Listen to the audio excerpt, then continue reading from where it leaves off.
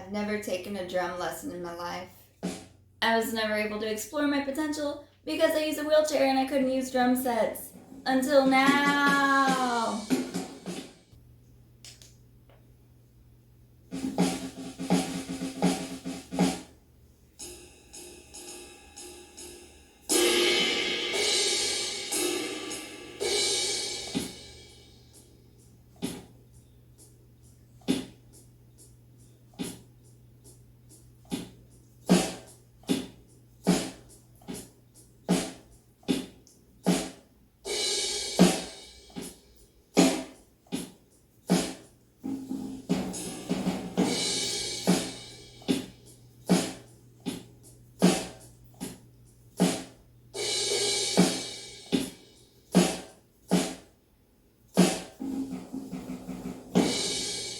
I've only been playing drums for like 2 days.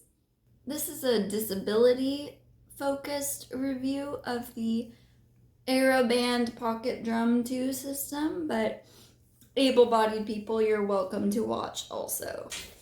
Okay, so I have the disability setup for wheelchairs. I had to make a few mods. Nothing too complicated. I had help rubber banding some rulers together, along with a marker cap acting as sort of a hinge. So now I can hit the kick drum with very minimal movement. Since I can't move my foot very much or my leg very much.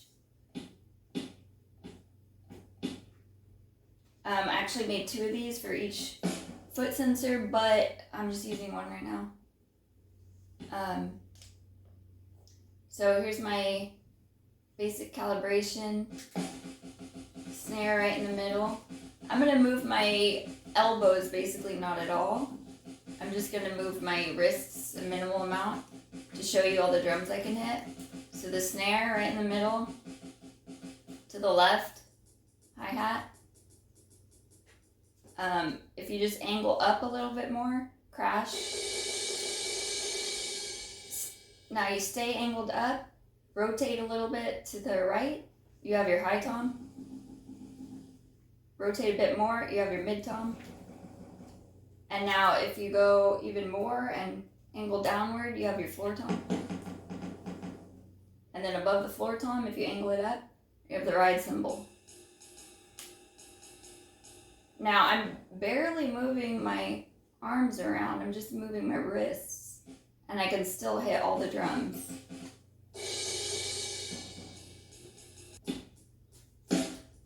The latency seems very good. I have it connected to my computer right now. Hooked up to the DAW Reason. Using the instrument Reason drum kits, I can customize the sounds. I like this one though, this kit. Everything is velocity sensitive, so if I drum lightly, the sound is light. If I drum harder, same with the kick. I think it works really well. Sometimes, about 5% of the time, I hit a drum I'm not intending to hit, especially the crash cymbal when I'm trying to get to the hi-hat. But I think that just takes some getting used to. I didn't mean to hit the crash twice there, but it triggered twice. You kind of have to go through the zone and then back down and make sure you end up kind of horizontal.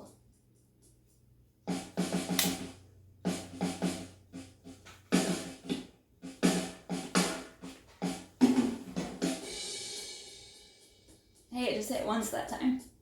Also, the battery's been lasting forever. I think it's, all of the systems are still close to 90%, and I've been playing for like 2 hours.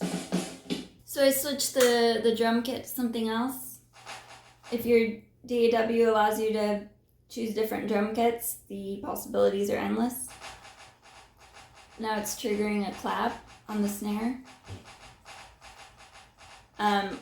One other thing I really like about this product is it has tactile feedback. Is that what you call it? No, haptic feedback, so it vibrates when you hit. So it does feel like you're hitting up against something. See, I got a tambourine going over here.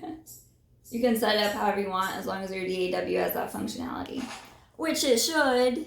So one of the cons is if you don't have a DAW, that stands for a digital audio workstation.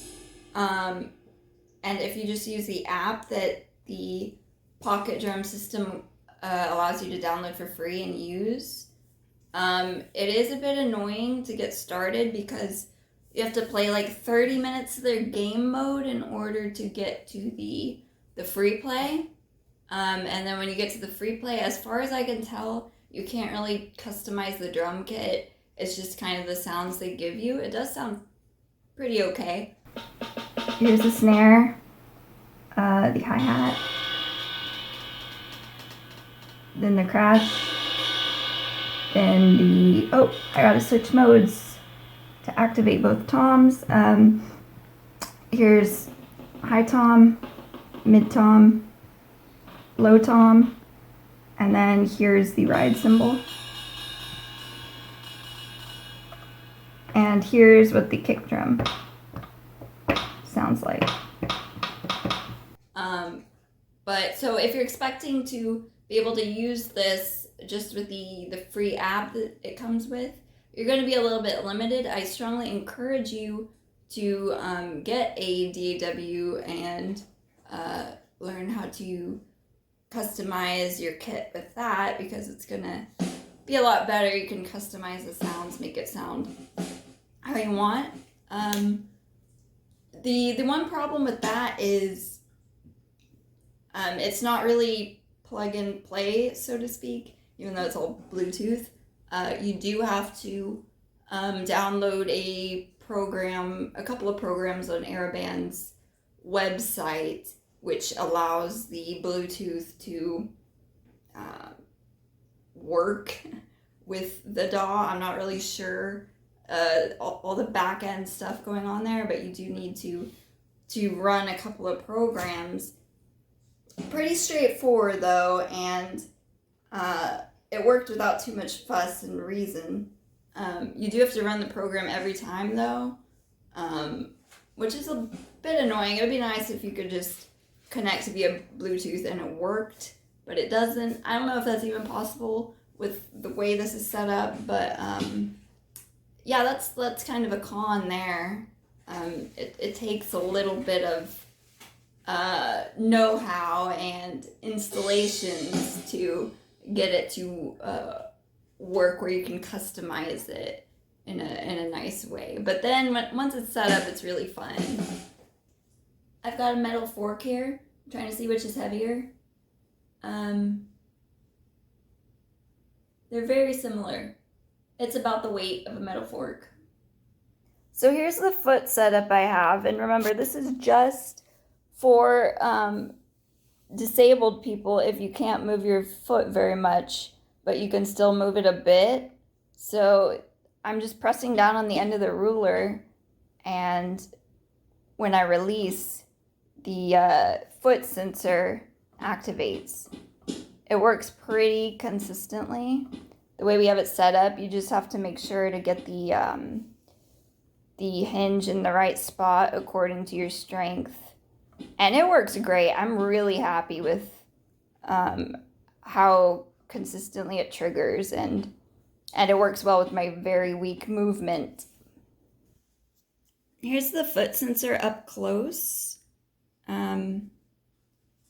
It's quite small, about the size of a large guitar pick. And it comes with this band you can clip it to, and then you can loop it around your foot or whatever. And when you do place it on the foot, you can like attach it to your shoelaces, and it works very well. Since I'm disabled, I can't show you how well it works, but other people in my family have tried it and it works just fine. Go ahead. So if you're looking for an adaptive way to use this foot sensor, you might run into some issues because if you can only barely move your foot like this much, it's not going to trigger. It really needs to hit against something to trigger. So I had the idea of, besides using the rig I made with the rulers, is there a way to get this to trigger using just like my chin or something? So I had the idea of putting it inside a mask that was positioned under my chin. Let me show you that real quick. So I'm taking the kick drum, tucking it in. It won't work because it does need to hit against something. There is a method of fixing this though, to get it to trigger with your chin. If you set it to hi-hat mode, it suddenly becomes very sensitive.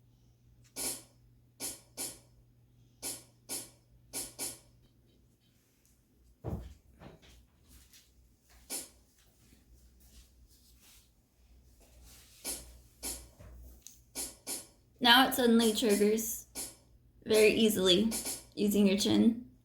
It's very hard to get right though.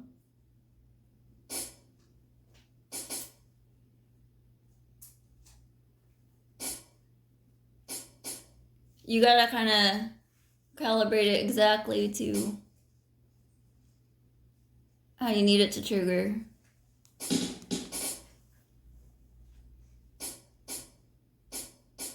Now it's hitting on my up and down motion pretty reliably.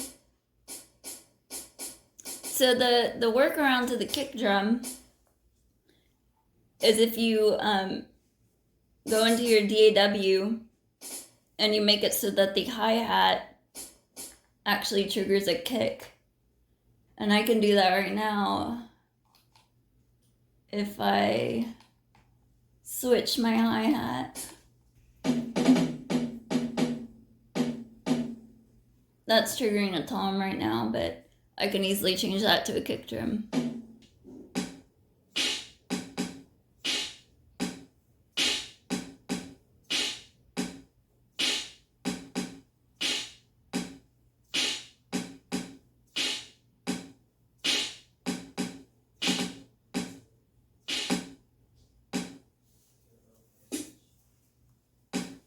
See, it works for a little bit, but then it starts spazzing out. I don't know whether you can get it to work consistently or not. Maybe with just the right finesse and a lot of practice you could.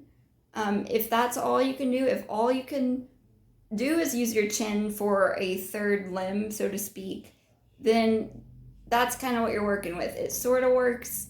It's sort of very finicky. You could maybe make it work eventually. I don't know. I think there's some potential there. So if this is something you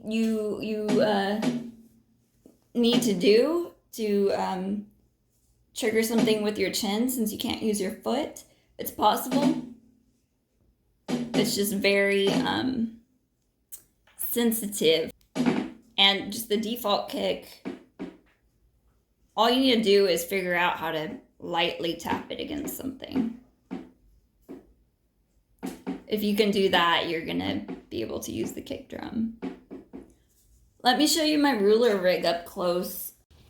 It's just two regular rulers, and then we took the cap of a highlighter, used it as a hinge here, rubber banded it there, put another rubber band here to kind of keep it from going off kilter. So then we use the provided strap to attach the foot sensor to the end. So here's one that's been hooked up. I used the strap that the PocketDrum came with to attach it to the end of the ruler system. And now the key to making this work is keeping bottom steady as if it were the floor. And then as long as it comes down hard enough. But see, it doesn't really need to move very much. It just kind of needs to move fast. And then suddenly stop. So you can see how sensitive it is. I'm barely moving it at all, and it's hitting. So overall, I think this is an amazing, unique tool, and I definitely would recommend it to people who cannot play a traditional drum set but want to have a lot of fun playing drums, or to people who, you know, don't have a lot of space or maybe don't have the money to invest in a full drum set. But this works great for what it is. I've tried to demonstrate it in my video so you know what you're getting, and I think it's a lot of fun. I think it works well, especially on the computer. When you hook it up to the computer, it works very well. So yeah, I think it's a great product, and you get a lot of bang for your buck here, especially with how expensive drums usually are. So I'm gonna keep using this system and try to get better at drumming, and maybe you'll see me on YouTube someday.